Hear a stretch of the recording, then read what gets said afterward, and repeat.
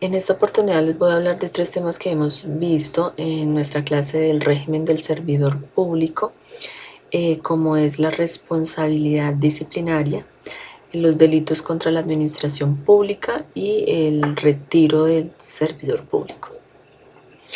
Empezaremos por la responsabilidad disciplinaria.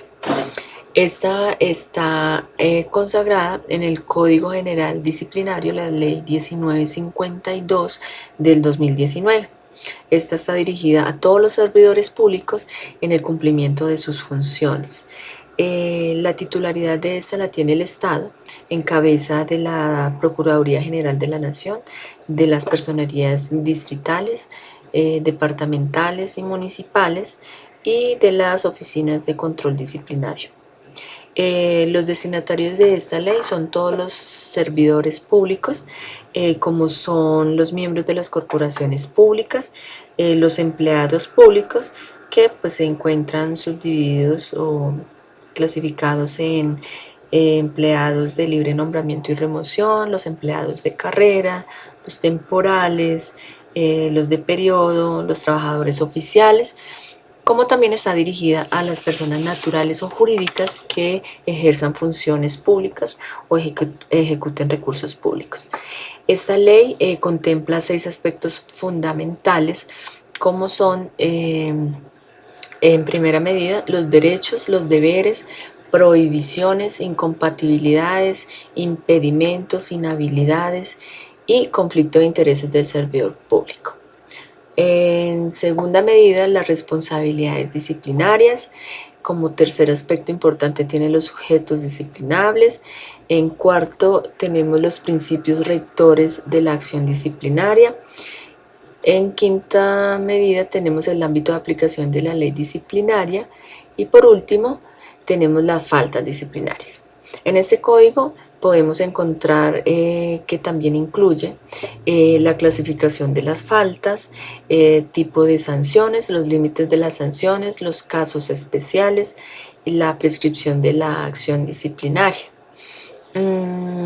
Podemos encontrar allí también que las faltas disciplinarias están clasificadas en faltas gravísimas, las faltas graves y leves. ¿Por qué incurre un servidor público en este tipo de faltas? Entonces encontramos 5 causas, que son el incumplimiento de los deberes, el abuso de los derechos, la extralimitación de las funciones, la violación del régimen y prohibiciones, impedimentos, inhabilidades e incompatibilidades del servidor público. Y por último, incurrimos porque tenemos el tema del conflicto de intereses consagrados en la Constitución y en la ley. Bueno, eso es un breve resumen pues de la responsabilidad disciplinaria. Ahora quiero hacer un breve resumen también de los delitos contra la administración pública.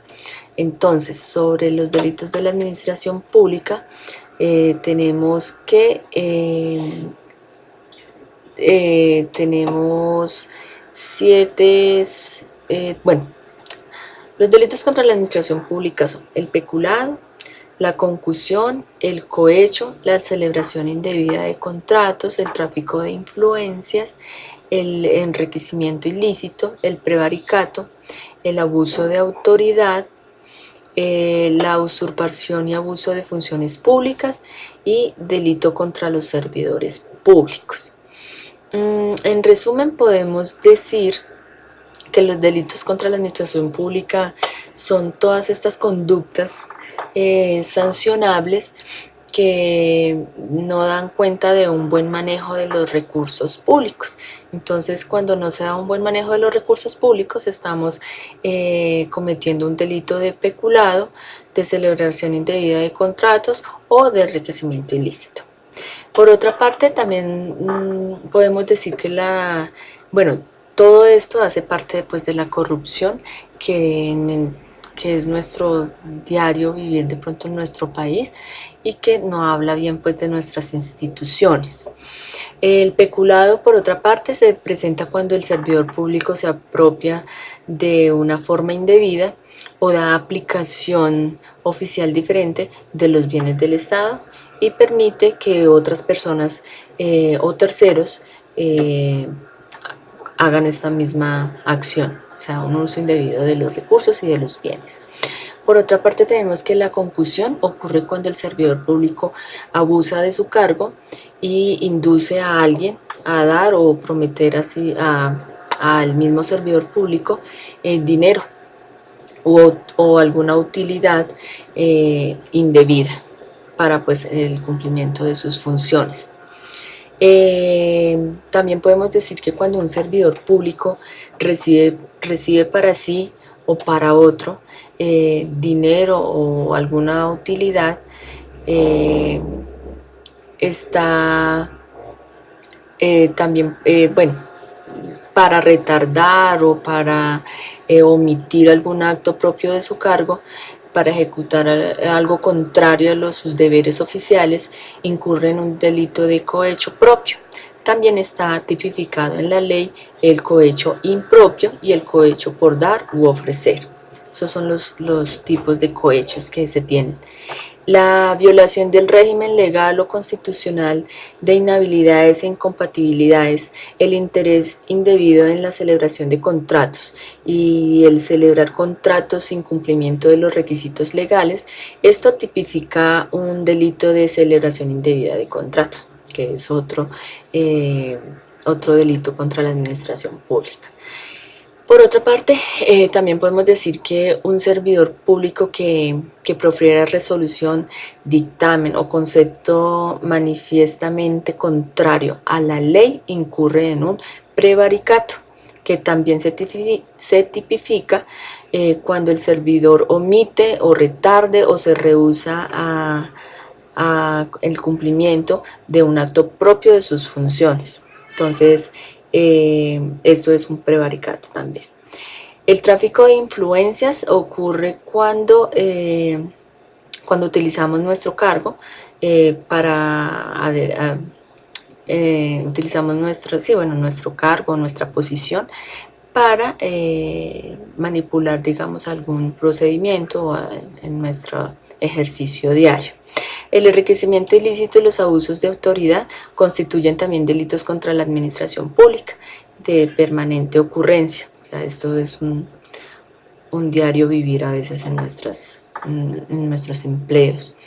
La perturbación de actos oficiales y la violencia contra servidor público son conductas tipificadas como delitos en que pueden incurrir los particulares, o sea que los particulares también también cometen delitos contra la administración pública cuando hacen actos violentos contra los servidores.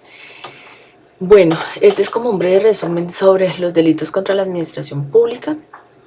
Ahora vamos a hablar sobre el retiro de los empleados públicos. Entonces, ahí existen 13 causales para el retiro, que son, bueno, los voy a leer acá, los 13, que son la declaratoria de insubsistencia, la declaratoria de insubsistencia como consecuencia del resultado no satisfactorio en la evaluación del desempeño. Esto se refiere cuando somos empleados de carrera y nos hacen nuestra evaluación periódica o anual y no cumplimos con lo requerido, ¿sí? Hay un puntaje mínimo requerido y cuando este no se cumple, pues declaran la insubsistencia, entonces nos retiran. Razones del buen servicio, tenemos la renuncia regularmente aceptada, la pensión de jubilación o vejez, la invalidez absoluta, la edad de retiro forzoso, la destitución, la declaratoria de vacancia del empleo en caso de abandono del mismo, la revocatoria del nombramiento, la orden o decisión judicial, suspensión del empleo o por muerte. Entonces estas son como las causales de retiro, son 13.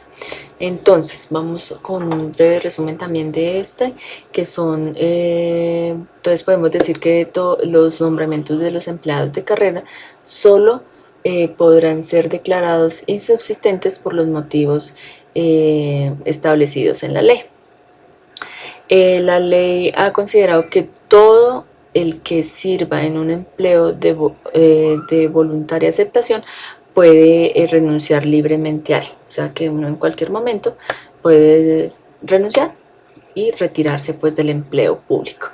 Se considera justa causa para dar por terminado el contrato de trabajo en relación legal o reglamentaria que el trabajador del sector privado o servicio público cumpla con los requisitos establecidos para tener derecho a la pensión. O sea que cuando ya uno cumple con la edad y con las semanas y con todo esto, entonces ahí nos podemos retirar a nuestra pensión. El retiro de servicio por destitución, este se da cuando hay alguna sanción disciplinaria, que en este caso son las gravísimas con dolo y las gravísimas, que son las que generan como destitución. Entonces en ese caso hay un retiro y esto pues está señalado en el Código General Disciplinario. Por otra parte, todo empleado que cumpla la edad de 65 años será retirado del servicio y no podrá ser reintegrado. O sea, este es el retiro forzoso. Entonces ahí es otro retiro que se da para los servidores públicos. El abandono del cargo es una causal autónoma del retiro del servicio. Entonces cuando nos otorgan una licencia, cuando nos vamos de vacaciones y no retornamos en la fecha estipulada que debemos reintegrarnos a nuestras labores, eso se da como una causal de retiro del servicio o abandono del cargo. Entonces ahí nos retiran. Un nombramiento debe revocarse cuando no se acrediten los requisitos exigidos para el desempeño del empleo. O sea que si nosotros nos posicionamos en un cargo donde tiene unos requisitos mínimos y esos debemos cumplirlos. Si nos posicionamos sin haberlos cumplido y en un término del tiempo se evidencia que se incumplió con esto, pues se da lugar al retiro. Los empleados públicos de carrera administrativa a quienes se les supriman los cargos porque no sé, porque se trasladaron de oficina, porque hicieron una reestructuración de los puestos, porque hubo cierre o eliminaron cargos, bueno, no sé, tantas cosas que se dan. Entonces todos estos tienen derechos preferenciales y deben ser incorporados o indemnizados, ¿sí? Otra causal de retiro que es, obviamente, es cuando el funcionario pues muere. Entonces este es un retiro pues obviamente obligatorio. Y está por último, tenemos el retiro por invalidez absoluta, que este se da cuando mediante orden médica o bueno, por nuestra salud declaran que hemos perdido el 50% de nuestra capacidad laboral. Entonces ahí hay una invalidez absoluta y se convierte en una causal de retiro del servicio. Bueno, este fue el resumen de nuestros 3 temas de nuestra clase de régimen del servidor público. Espero pues haber cumplido con el resumen y abarcar pues el tema de la mejor manera.